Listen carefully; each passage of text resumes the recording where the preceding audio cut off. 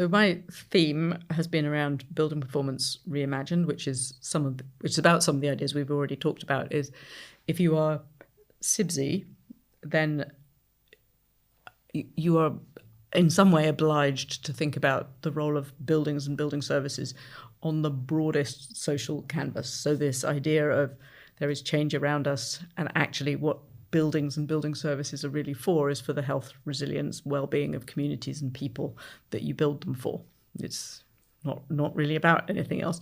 And so if you kind of wind it all the way back to that, and then you think about what needs to happen into the future and what should buildings really be like, we wrote a report very early on in the year, right before the year, actually. We published it as part of the launch and said that actually, if you're thinking about buildings and you're thinking about buildings of the future, you should be thinking about creating a variety of spaces within them so that they can change either across the day or across the lifetime of the building, so you can use them for different purposes.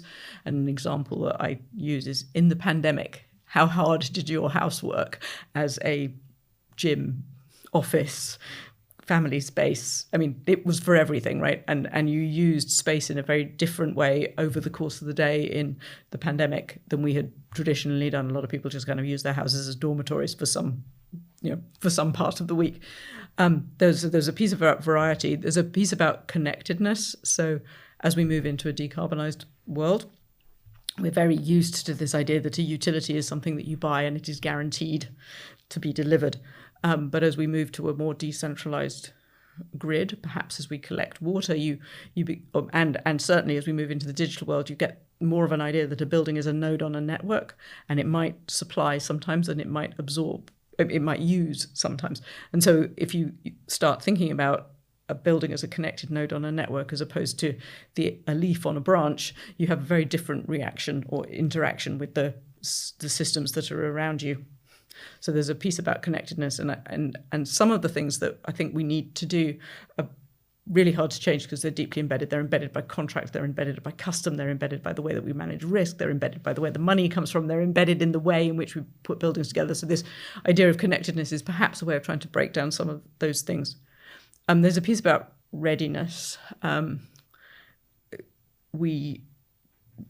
People live through disasters, and actually your building can support you better or worse depending on how well that building is constructed and what you have thought about in terms of disasters coming. So when we talked about sustainability, we kind of often assume that everything's always going to be the same.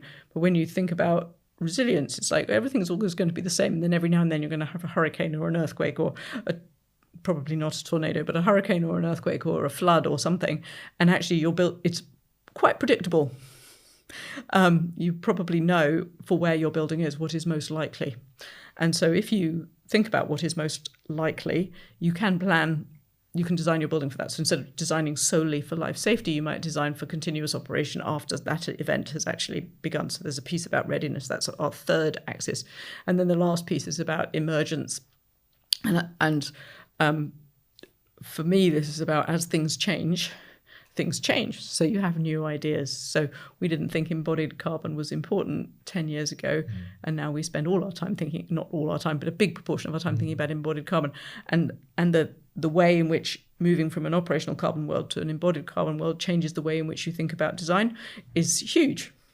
As a structural engineer, as a mechanical engineer, it changes even the sort of locus of real activity from the mechanical engineers, which is where it was when it was all about operational energy, to the structural engineers, which is where it all is when you're thinking about embodied carbon, because their stuff is the heavy bit of the building. So this idea that their ideas change. So the framework that we developed, connected variety, connectedness, readiness, and emergence, is sort of like, if you were thinking about your building into the future and you're thinking about building a new building, or you're thinking about doing a retrofit, perhaps thinking along those axes or along those dimensions would help you get a better brief. And if you can get a better brief that you can put into your capital project, then you can hold your capital project team accountable for the delivery of on time, on budget, and all of the other things that you put into that brief. And then you should be able to get a better operational building. So those are the ideas that I was putting out there. I also really think that engineers have agency, right?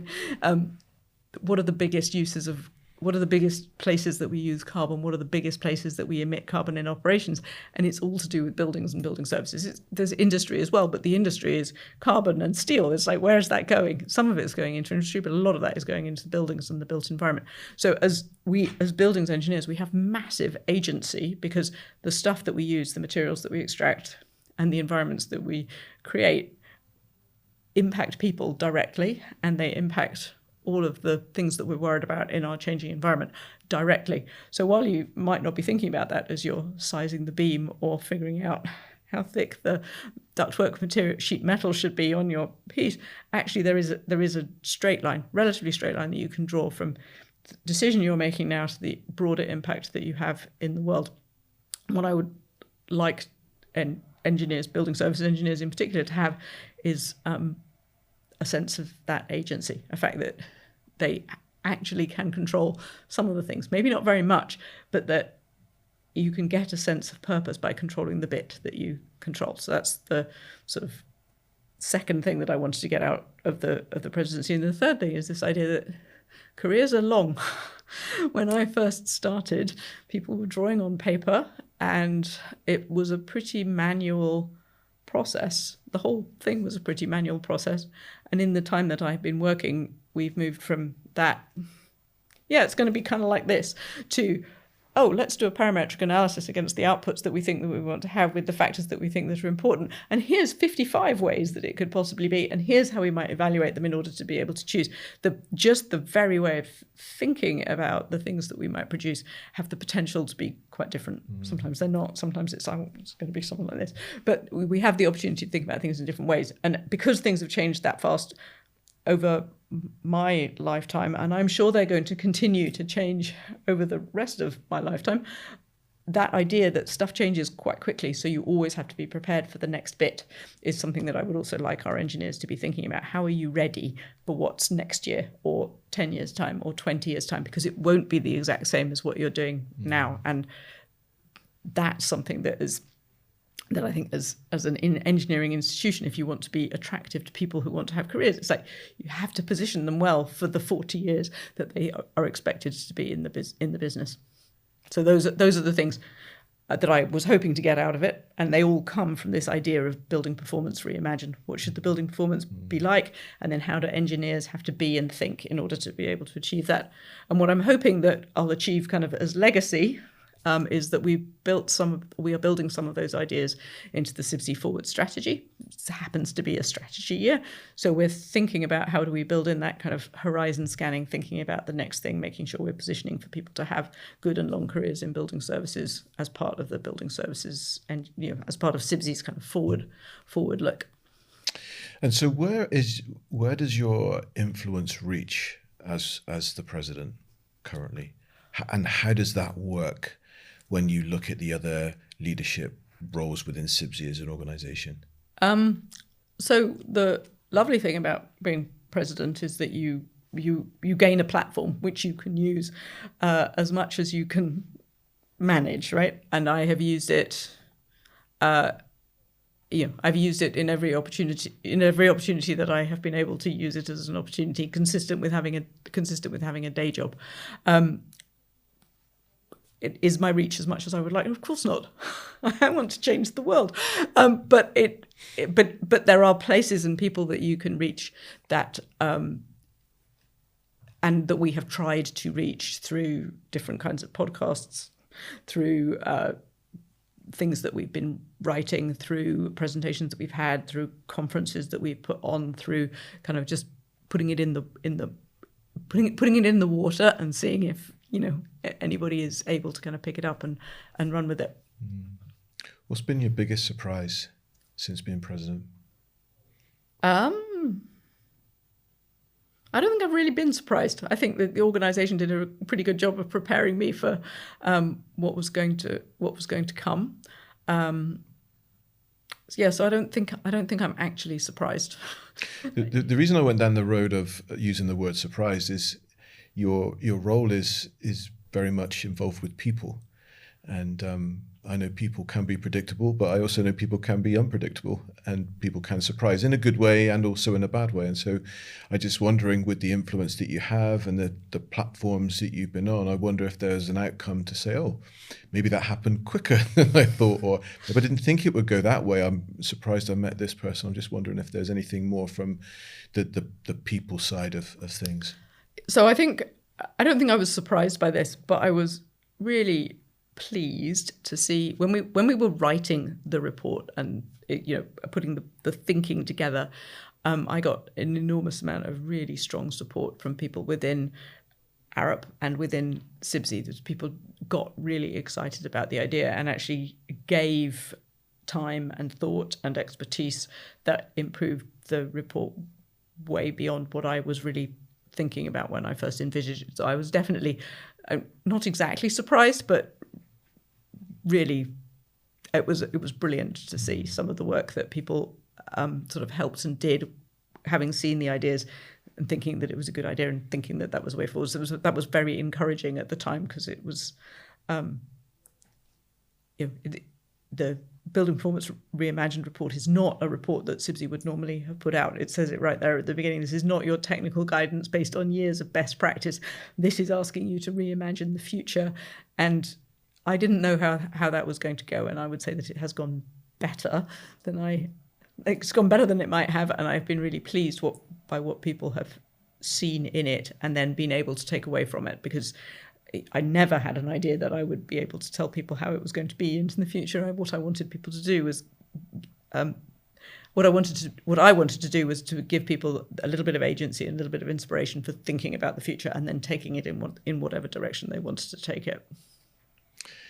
Taking this back towards the beginning of the conversation, you mentioned your father was an engineer and you were inspired by him. Mm-hmm. What would you say was the best piece of advice that you've ever received from your father? What has stayed with you? So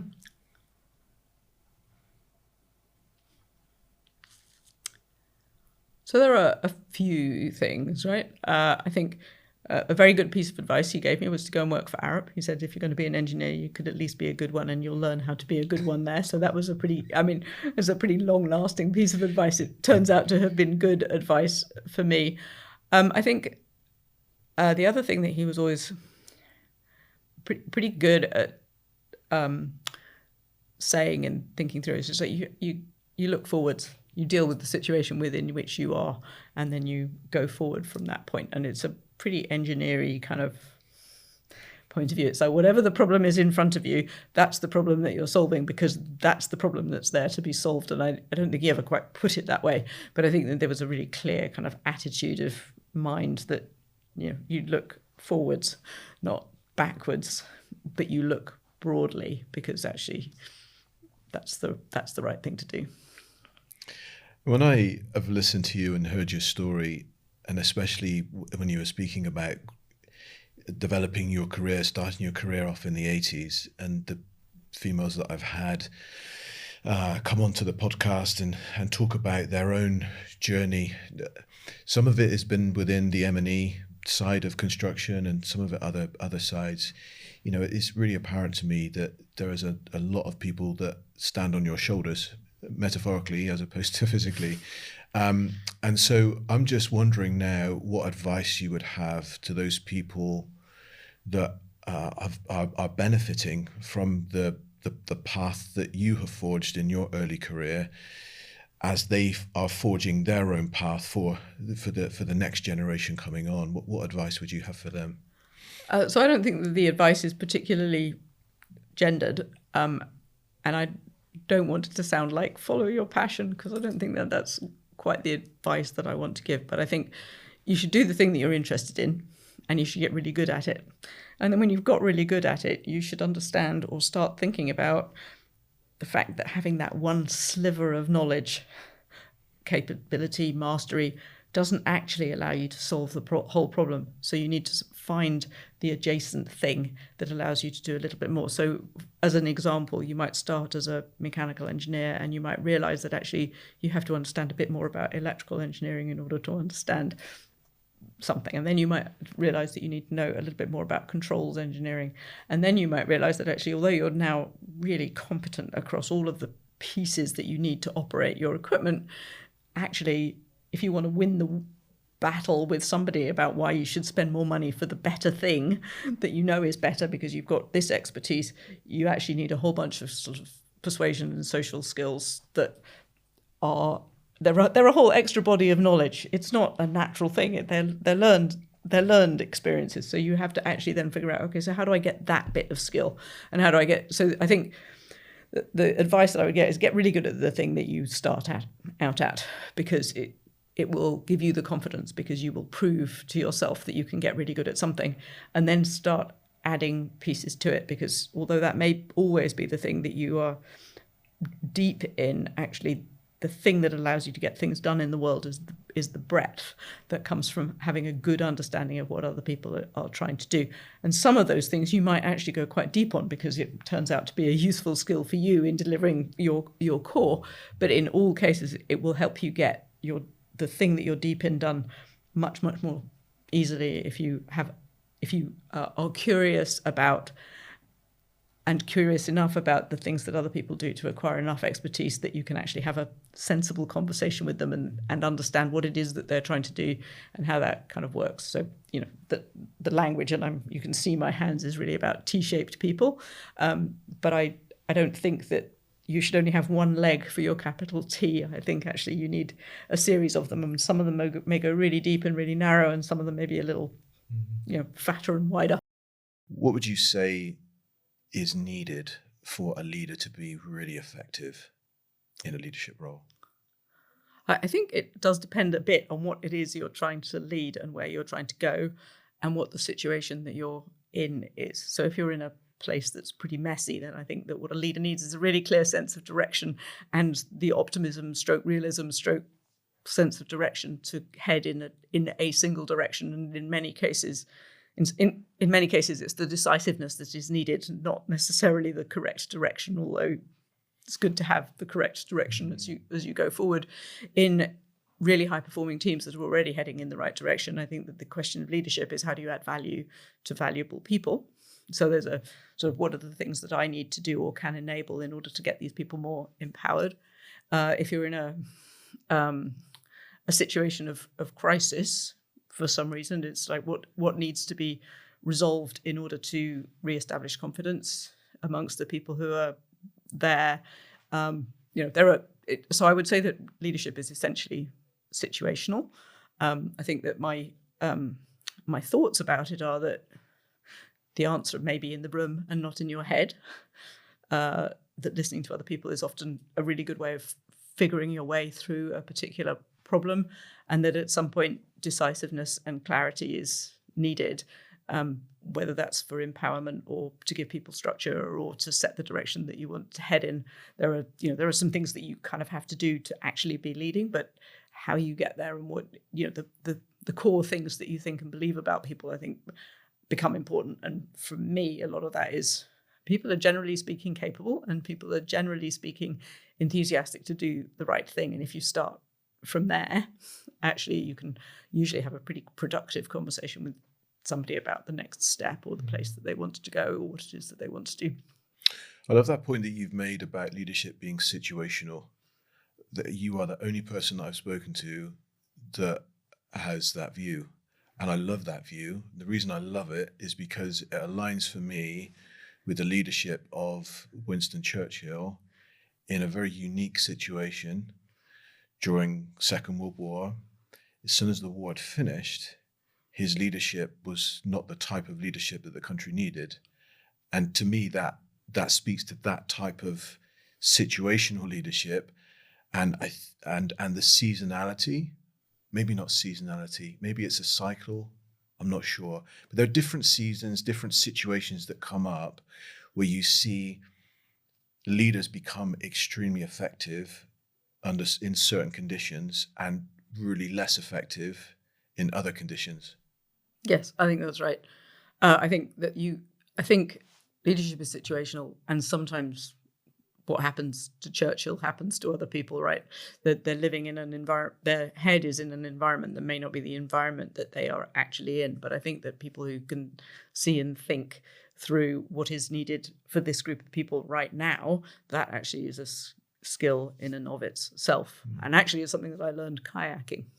Oh, how did you learn that lesson? There's a piece in learning to coach kayaking where there's an acronym which is called CLAP, right? So what are the things you need for leadership? You need communication, you need line of sight, which makes more sense on the water than it does in an organization, perhaps literally, but actually line of sight is, can you see what's actually going on the ground? Avoidance, it's like, okay, is there a pitfall that I actually need to make myself move around? Is there something that we're trying to avoid? And the last bit is the position of maximum usefulness. So where is the place that you put yourself? And again, on the water, this makes a lot of sense. Where's the position that you put yourself that you can actually see and manage the situation as you go through it? And that actually, to me, is kind of not all of it applies in day-to-day leadership, but the general ideas, make sure people know what it is you're trying to do and what you're doing. Make sure you actually have a proper understanding of the situation, that you avoid the pitfall that is just around the corner, and then put yourself in a place that you can continually adjust is actually a pretty good leadership attitude. There's quite a lot of chat at the moment about psychological safety, so that in order for somebody to be able to learn to do something new, which applies to all of the new employees in an organization or anybody who's still learning a thing, whatever that thing is you have to have room to fail. You have to have room to fail safely, both safely for the organization, as in if you're designing a beam, the beam can't break. You have to have the environment within which you don't make that kind of mistake.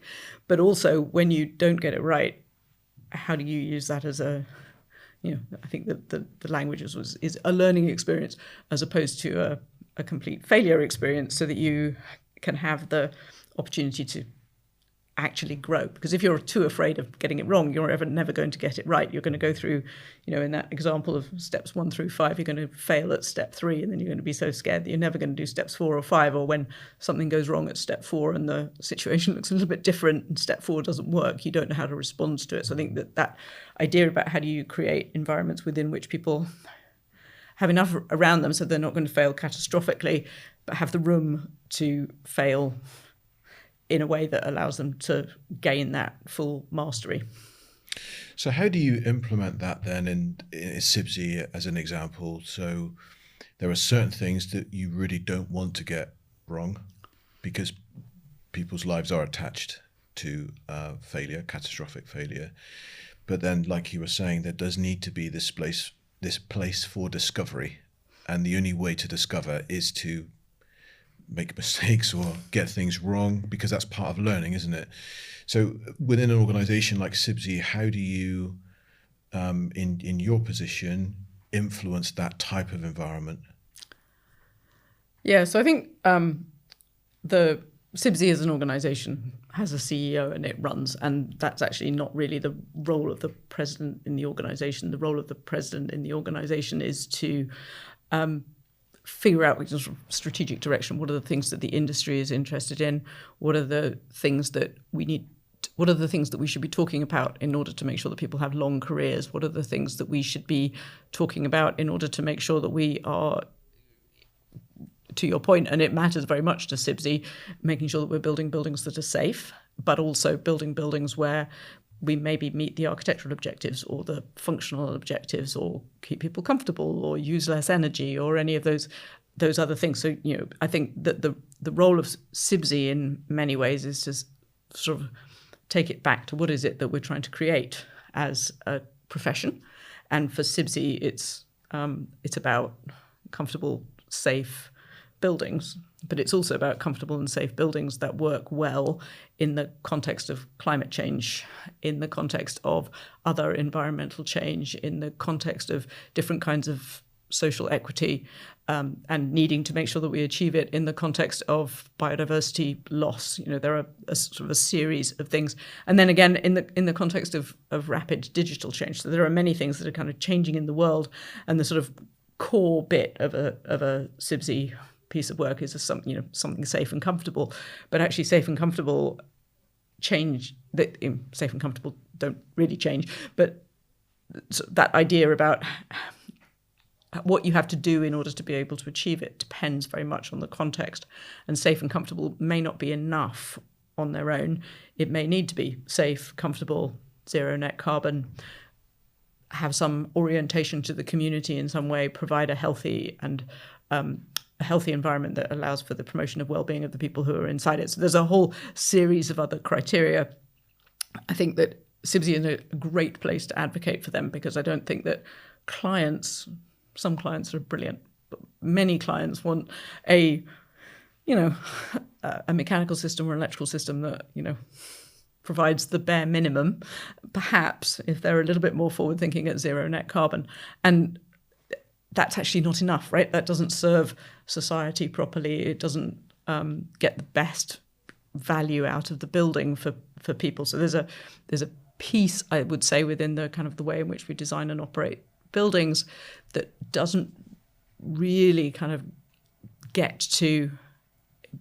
Buildings are really there to support the health of the people who are within them and the well-being of the societies and communities within which they are, right? That would be the well-being, resilience of the communities within which they are.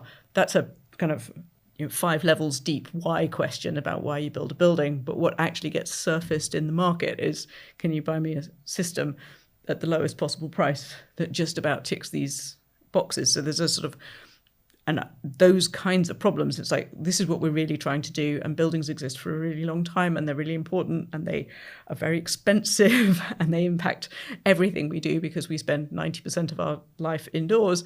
But at the same time, everybody wants to produce them at the lowest possible cost as fast as possible, and so on. So those are proper design constraints too, but we sometimes miss some of the longer term ones, or miss some of the kind of second order effects, because you can't obviously connect the design of a mechanical system to the health of the people within a building, because lots of other things will impact the health of the building, the health of the people within the building. Did they exercise? What did they have for breakfast?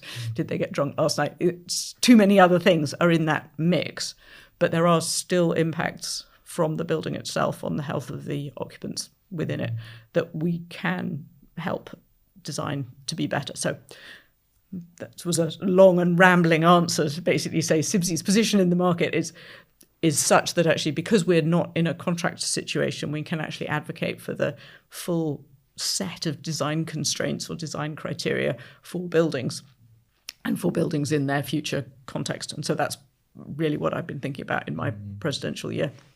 I'm just wondering how you advocate for that, because as you're speaking there, I'm reminded of 2 elements of cost or value that appear to collide with one another to produce something which is a bit messy and confusing. So one of them is capital expenditure, and the other is operational expenditure. And when those 2 collide together, you get something called value engineering, which in layman's terms is cost cutting, because the real value is in the operation of the building. It's not in the capital expenditure of the building. At least that's the way I view it anyway. Right. So, but when you design a building, there's a piece that happens, and it's a very high value. At the time that you're doing it, it's everything, right? You're not necessarily even thinking about your operating expenses. So I said that, the base requirements for a mechanical system are comfortable at a price the owner can afford, comfortable at carbon efficient. And the third criterion is at a price the owner can afford, right? So those become the 3 things. And there's a lot of emphasis on first cost when you're doing a capital project. Of course there is. What else? There are people running those projects who are being held to account on, did I bring the building in on time and on budget? Those people are being held to account on, did I bring the building in on time and on budget? Not, did I bring and to some extent, and does it meet the future needs? But they never really get called to account on the future needs, because they finish, there's a whole set of skills, there's a whole industry there, and you hand over and you're in a different set of skills. You're in the facilities management, you're in the operations of the building, you're in a place where you've got whatever you got through this capital process, and now you have to operate it. And of course, in the capital stage, you do analysis to see whether the operating costs are going to be higher or lower, and sometimes you can buy a better bit of kit because its operating expenses are lower.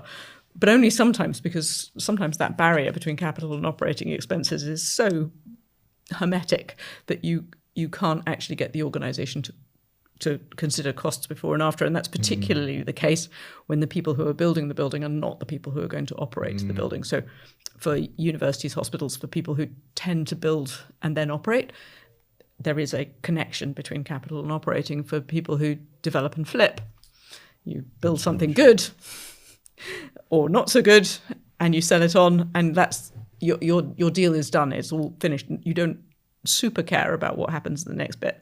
So I would say that there are gaps in the way that we specify building in the capital stage about the way that they're operated, and there's something in the way that we contract with each other, in the way that we think about buildings, in the way that we, that capital piece is often the biggest expense that an organisation has for a pretty long period. It's not surprising that you bring that very strong cost control, time control elements to it. And I'm really not saying there's anything wrong with that. I think it's absolutely key. It's just if you haven't built in all of the design criteria that you want, that it's safe, that it's comfortable, that it promotes the health of people inside it, that it is zero net carbon, that it promotes biodiversity. If you haven't built all of that into what the person on the capital side is delivering, you haven't got any of it in the operations phase. So that how you make that bridge is, I think, an issue. I think the other thing that is an issue, and it's not just building services engineers, it's everywhere in the industry, is you design something and you and maybe the building owner win a bunch of awards because it looks great and operates really well on day one. Actually, there's not very much of a feedback loop. And one of the areas that CIBSE has been pretty active has been in trying to get those feedback loops into the capital stage and into the design stage, so that you actually know whether it's good, not just whether it's good on day one, but whether it's good on day 2 or day 10. And that there is a feedback loop missing in the industry, which I think is kind of important to begin to build. And again, it is easier to talk about these things from the position of CIBSE, where I'm not under contract with anybody to do anything, than it is to talk about it from a position within any firm at any part of the organisation, because you're under contract, so you're no longer a kind of seen as an honest broker. And that is, there's so many things in there that I can dive into. I just want to talk about the feedback loop and just bring that back to the kayaking passion that you have. Feedback loop when you're kayaking is pretty short. You know if you're on course or not, especially if you're in a rapid.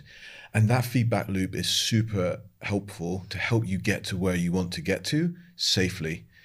But not having that, but where feedback loops are really long, not just buildings, but health-wise, my gorging of all of my Easter eggs and a chocolate addiction that I may or may not have is not helpful for me, because the feedback loop is so long that I'm probably not going to feel the effects of that until maybe I'm over the age of 60 maybe, or and I guess what I'm saying is that the shorter the feedback loop is, the more valuable it feels and the more urgency comes up, but the quicker corrective action can be taken. So I'm interested to know if CIBSE are doing anything to try and shorten that feedback loop, or if you think that there's something that could be done in the industry to shorten that feedback loop, so that, again, using the kayaking analogy, we can steer the course straight instead of going off on a tangent, which is taking us maybe to the point of no return. Yeah, so I think that it's hard to speed up the feedback loop, right? In my career, the average kind of time from, hey, there's a new project, to the ribbon cutting is about 7 years. And that's just for the design and construction phases, not for any of the operations phases. So let's say it would be 10 to get the full feedback. So I think in the kind of capital construction industry, it's more difficult to get that feedback. The places that you can get that feedback, of course, are if you're doing renovations. Is this working, and is this working quickly? And actually you're fully in an operational stage at that point. So I think that as we enter a period where building new buildings is not necessarily going to be the thing we're going to do. You begin to see conversations about, well, what's the embodied carbon for that? And a lot of that is pushing us to how well and how much of the existing building fabric can we use and how long can we use it for? And I think that begins to shorten the feedback loop. So I think that you get quicker feedback in the sort of facilities management, operations and maintenance kind of arena. And we actually probably need to learn a bit more from that back in the major capital project space. The thing there that I've just that's prompted me in that response is this feedback loop when it comes to things like embodied carbon and working in the new build space versus the retrofit space. So I'm wondering, and I don't know if you know the answer to this question, I don't, but if when we look at the new build, the embodied carbon is built into, or the effect is built into the green space that's being built on. And I don't know that is. So there are beginning to be more protocols for how you do the calculation for carbon, especially in the embodied space. But also, I mean, the operational space we've been working through for a little bit, right? And you know where the electricity is coming from, and you know what gas does when it burns. So you've got actually a fairly clear idea about what the operational carbon is. And as the grid decarbonizes, which it is being, I mean, it sounds very passive. As we are decarbonising the grid, which in the UK is happening pretty rapidly, the embodied carbon becomes, and as buildings electrify, again, something that is happening more and more, the embodied carbon becomes the huge deal. So CIBSE has been doing work. It worked with a number of other organisations, and we were one of the preliminary backers of something called the Net Zero Carbon Building Standard.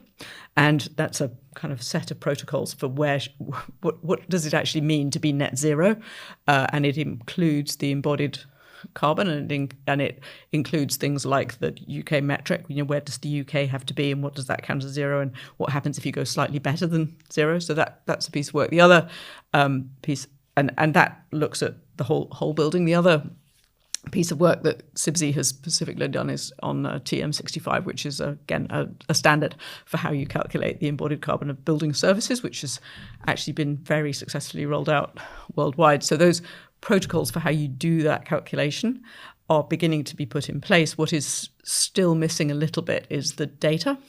So, you know, what is the embodied carbon of the concrete as delivered to site? Who knows?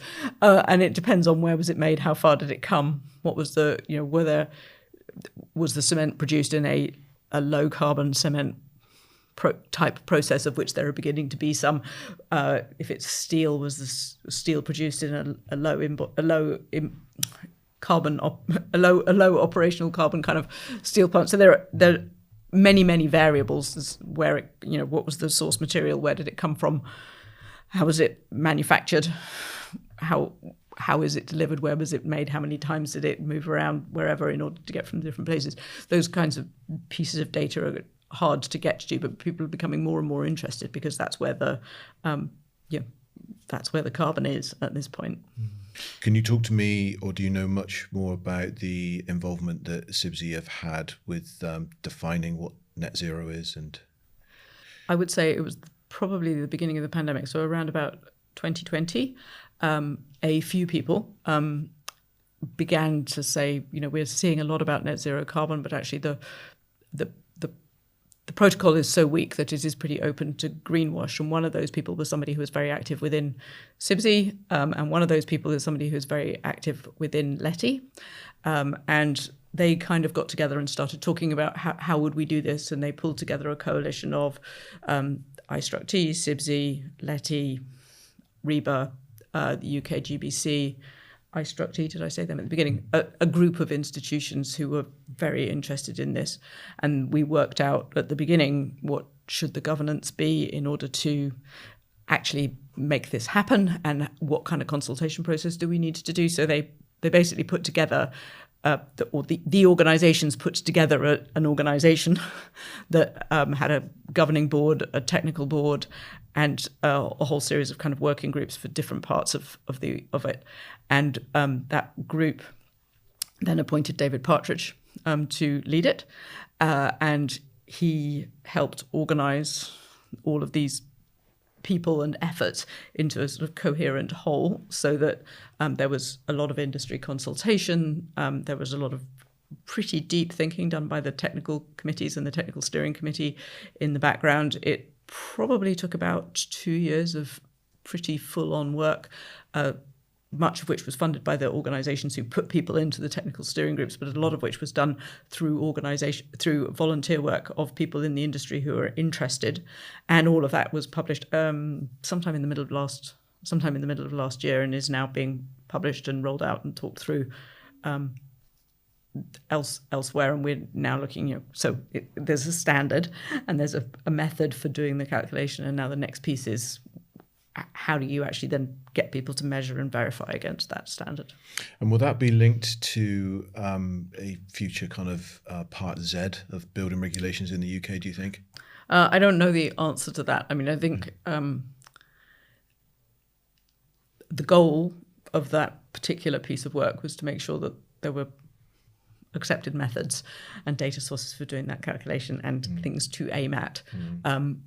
Of course, the more that you pick it up and put it and sort of institutionalize it within other organizations or within things that people are required to do, the better it gets, because it becomes strengthened. And does it have relevance, or does it have any potency outside of the UK in terms of its definition? It's not currently used.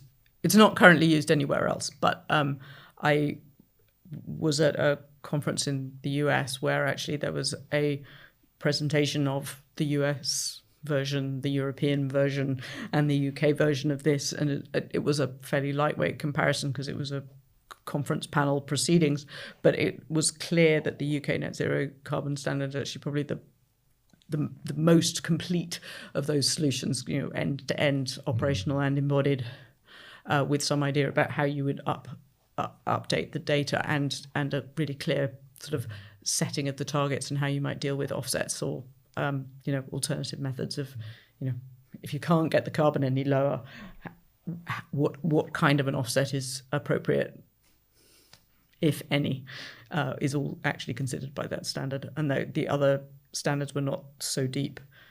I'm just wondering now if you have a message or anything that you really wish that your members would really understand, either with more clarity or with more passion or with more focus than what they do at the moment, in order to bring about the change. You mentioned that you want to change the world, but in order for that change, because I think everyone at the heart of it wants to change the world for the better, right, as opposed to for anything else.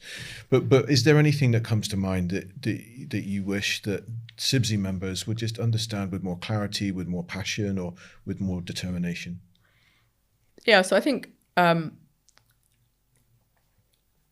CIBSE members, but engineers actually, they put the blinders on and they sometimes solve the problem that's in front of them. And I think the thing that I would say is the problem that you're solving needs to be put in a bigger context.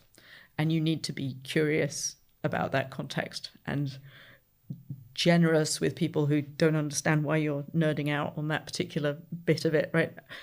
Do nerd out. That's what we need you to do. That's part of the job of being an engineer. But be a little bit generous and a little bit curious around the pieces around you, because those are the things that I think will have you in a career for the rest of your life. And even if they don't have you in a building services career for the rest of your life, they're all things that you learn about yourself, about design, about problem solving, that become your perspective on how bigger problems are solved, whatever you end up doing. That's a fantastic note to end on. I've really loved speaking with you and learning from you. I appreciate you coming onto the show, and just excited to share the message that you have with the audience that we have. Thank you for having me. Thanks for watching to the end. I think that you'll like this, but before you do that, just make sure that you've commented and liked below, and also that you subscribed.